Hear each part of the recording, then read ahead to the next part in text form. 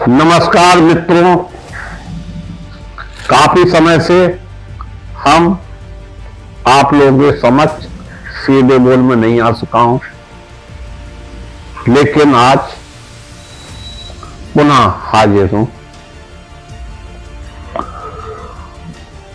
बिहार में छात्रों का आंदोलन एक बड़ा आंदोलन बनता चला जा रहा है, जिससे संभवतः नीतीश सरकार को खतरे का एहसास हो सकता है।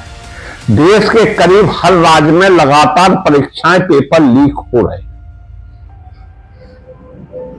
भारतीय बोर्ड के भ्रष्टाचार के किस्से उजागर हो रहे हैं।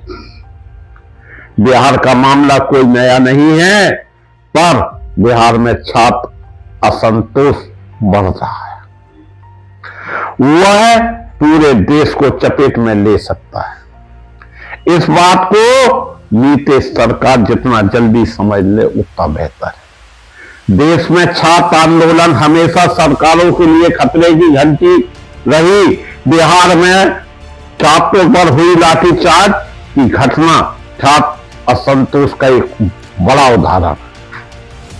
अभी पिछले महीने भी बीपीएससी के नॉर्मलाइजेशन के विरोध में भी छात्रों पर लाठीचार्ज किया था। कब तक लाठी सहन करेगा हमारे देश का छात्र? लगातार कभी परीक्षा प्रणाली तो कभी पेपर लीक, कभी री एग्जाम आदि के नाम पर छात्र आंदोलित हो रहे हैं। यह केवल बिहार में नहीं, उत्तर प्रदेश, राजस्थान में भी छात्र असंतोष बहुत तेजी से बढ़ रहा है। रह रहकर छात्र सर उठाते हैं, लेकिन इनको कुचलने का काम हो रहा है। यह एक ऐसा फोड़ा है जो कभी भी नासूर बन सकता है और सरकार के ऊपर फट सकता है। बांग्लादेश एक उदाहरण है कि छात्र आंदोलन किस तरह से उभरा।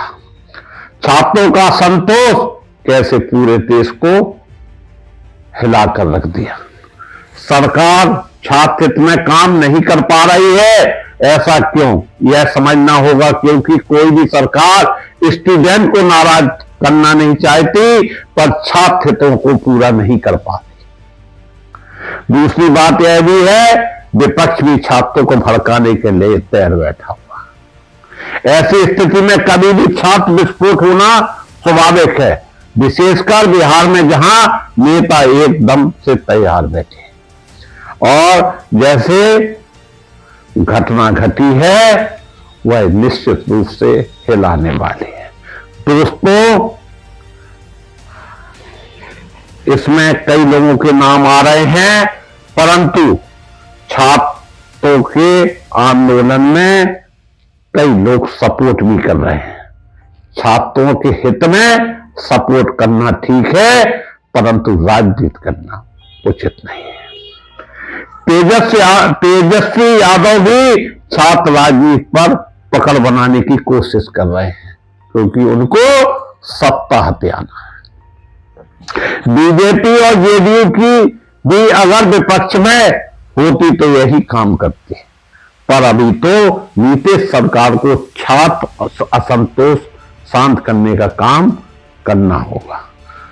अखिल भारतीय उच्च शिक्षा सर्वेक्षण AISHE 2016-17 में यह बात सामने आती है कि बिहार में 18 से 23 वर्ष की युवा जनसंख्या करीब 1,14,00,000। इनकी संख्या अब 1.25 करोड़ भी हो गई है। इसका मतलब है कम से कम इतने बच्चे तो जरूर इस छात्र आंदोलन को प्रभावित कर सकेंगे और निश्चित रूप से सरकार भी प्रभावित होंगे। इसके साथ ही यह भी माना जा रहा है कि पिछले 5 साल में भी करीब इतने ही बच्चे कॉलेजों से निकले होंगे। जाहिर है उनमें सभी नौकरी नहीं पाए होंगे। सरकार सबको नौकरी तो नहीं दे सकती, पर जितने लोग परीक्षाओं में भाग ले रहे हैं उनके लिए सुनिश्चित, पारदर्शी और भ्रष्टाचार मुक्त परीक्षा तो करवा सकती है, आखिरकार कब तक छात्र कटोरा लेकर अपने पेट का भरण पोषण करेगा। छात्र छात्राओं के परिवार वाले भी इन परीक्षाओं से प्रभावित होते हैं। बिहार में हर जाति वर्ग के परिवार में कोई ना कोई नौकरी के लिए उत्सुक होता है। भाई बहन, बेटी दामाद, बेटा बहू सभी परीक्षाओं की तैयारी कर रहे होते हैं। जो लोग नौकरी पा चुके हैं और अच्छी नौकरी के लिए जो युवा कोई रोजगार कर रहे हैं, वो आराम तलब सरकारी नौकरी के लिए परीक्षा देना चाहते हैं, लेकिन उन्हें मौका नहीं मिल रहा। इस तरह बिहार में नौकरी की तैयारी कराना, नौकरी के लिए फॉर्म भरना, परीक्षा देना सभी एक धर्म की तरह काम होता है। लेकिन इसमें बच्चे जिस तरह से अब आंदोलित हो रहे हैं, वो कहीं ना कहीं सरकार की हालत खराब किए हुए हैं।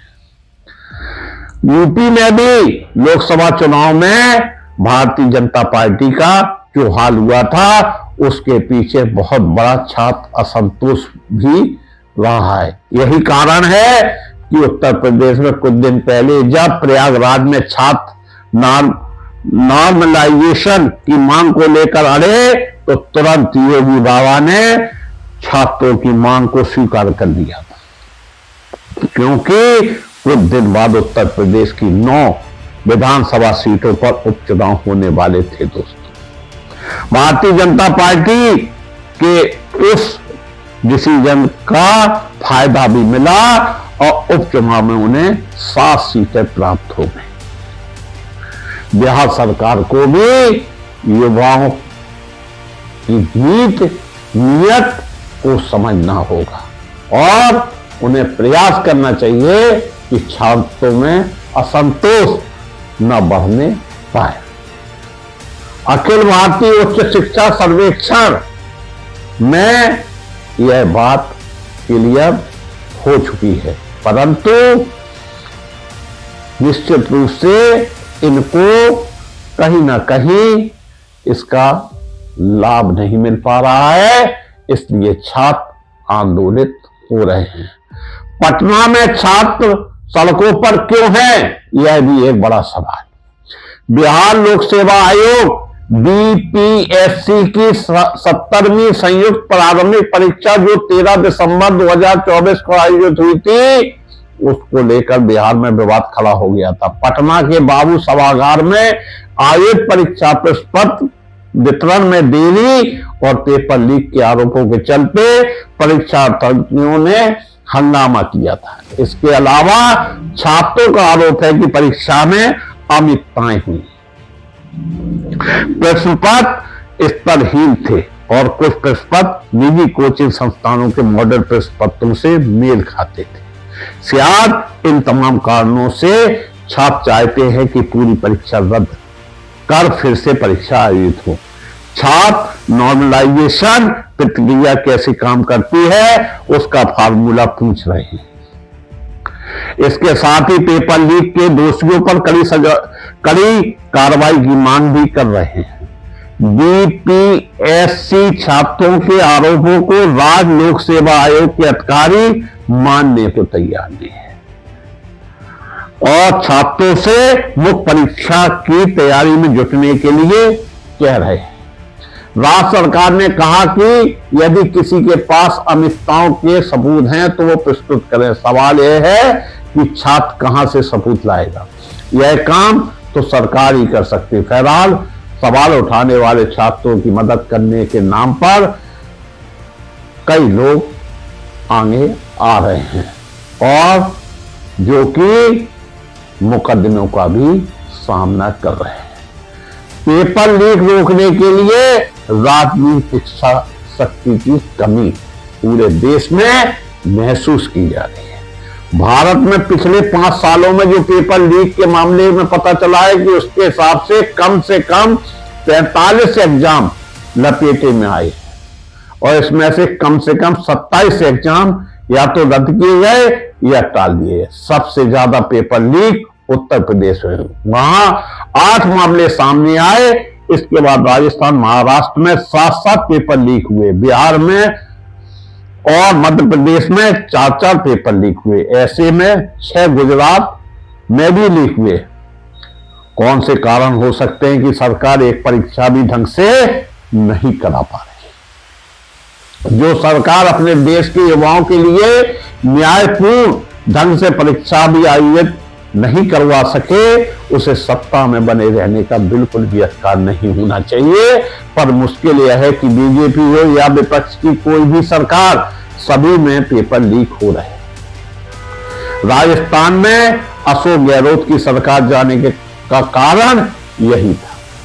पश्चिम बंगाल में शिक्षक भर्ती कांड का घोटाला सबके सामने, खुद ममता बनर्जी ने तत्कालीन शिक्षा मंत्री को बर्खास्त किया और तभी से वो जेल में है। पेपर लीक रोकने के लिए सरकार ठोस कदम नहीं उठाती है। कितनी सरकारी नौकरियां रद्द हुई, यह भी सामने है। इस दौरान 3 लाख से ज्यादा सरकारी पदों पर भर्ती के लिए होने वाले एग्जाम रद्द करने पड़े। मित्रों, भारत में छात्र आंदोलन का इतिहास समृद्ध और प्रेरणादायक है। इन आंदोलनों से देश के सामाजिक, राजनीतिक और आर्थिक ढांचे भी प्रभावित हुए हैं। यहां कुछ प्रमुख ऐतिहासिक छात्र आंदोलन के मामले में हम आपको अवगत कराना चाहते हैं। 1905 का वंग भंग आंदोलन हुआ।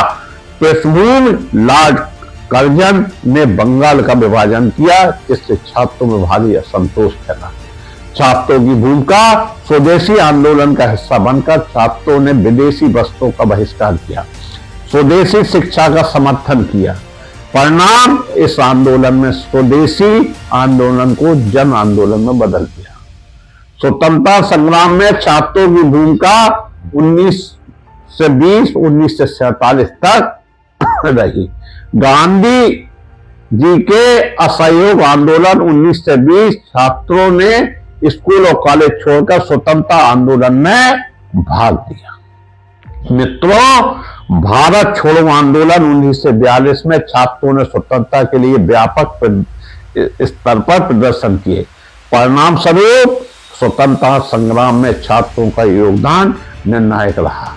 नक्सलवादी आंदोलन 1967, यह आंदोलन भूमि सुधार, किसानों के हक के लिए शुरू हुआ, जिसमें छात्रों की बड़ी भूमिका रही। छात्र भागीदारी, छात्रों ने नक्सलवाद को वैचारिक समर्थन दिया, सामाजिक असमानता के खिलाफ आवाज उठाई। परिणाम, यह आंदोलन एक बड़ा क्रांतिकारी आंदोलन बन गया। जयप्रकाश नारायण आंदोलन 1974, बिहार में भ्रष्टाचार और महंगाई के खिलाफ शुरू हुआ यह आंदोलन पूरे देश में फैल गया और सत्ता हिल गई। छात्रों ने बिहार में आंदोलन को राष्ट्रीय स्तर पर खड़ा कर दिया। परिणाम स्वरूप यह आंदोलन आपातकाल की घोषणा और इंदिरा गांधी सरकार के पतन का कारण बन गई। मंडल आयोग आंदोलन 1990, मंडल आयोग की सिफारिशों को लागू करने के विरोध में यह आंदोलन शुरू हुआ। छात्रों की भूमिका बड़ी अच्छी रही। कई छात्र संगठनों ने आरक्षण नीति का विरोध किया। आंदोलन ने आरक्षण पर एक राष्ट्रीय बहस शुरू की। 2015-16 में रोहित वेमुला की मृत्यु और शिक्षा में असमानता मुद्दे पर छात्रों ने विरोध प्रदर्शन किया। 2016 में राष्ट्रवाद, अभिव्यक्ति की स्वतंत्रता और फीस वृद्धि जैसे मुद्दों पर छात्रों ने प्रदर्शन किया। शिक्षा के निजीकरण और छात्रों के अधिकार पर बहस तेज हो गई। 2019-20 में सीए और एनआरसी पर आंदोलन हुआ और बड़े पैमाने पर प्रदर्शन किए गए। जामिया मिलिया इस्लामिया और अलीगढ़ मुस्लिम विश्वविद्यालय जैसे संस्थानों के छात्र आंदोलन के केंद्र बने। इसके अलावा कई नीतियों को लेकर छात्रों ने आंदोलन किए। दोस्तों, निश्चित रूप से यह आंदोलन कहीं नीतीश सरकार पर भारी न पड़ जाए। अगर छात्रों के हित में हमारे देश की सरकारों ने ना सोचा तो निश्चित रूप से सत्ता परिवर्तन भी होना बहुत बड़ी बात नहीं है। मैं मुकेश उदैनिया पुनः आप सभी को नमस्कार करते हुए अपनी बात समाप्त करता हूं।